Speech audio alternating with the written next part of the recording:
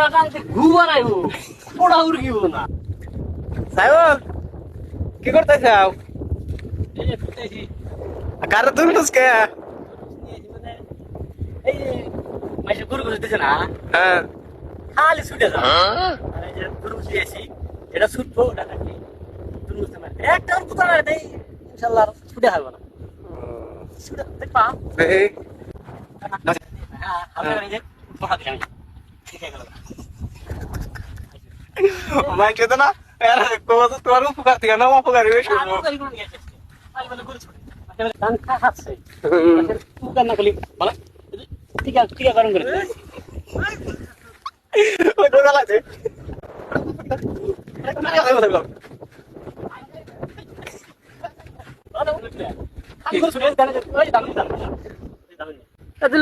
ছুটে গেল নাকি শুকনো নাকি এই যে হালকা করে মেরে দেবেন এই যে হালকা মেরে দিলে হবে না হ্যাঁ এই যে দেখেন এই যে এনাকে পয়সা করে যে ধান খেতে পুরো যা হালকা দাও না যে এই বগরে দেন অল্প বগরে দিলাম পয়সা উপকার করলাম নাই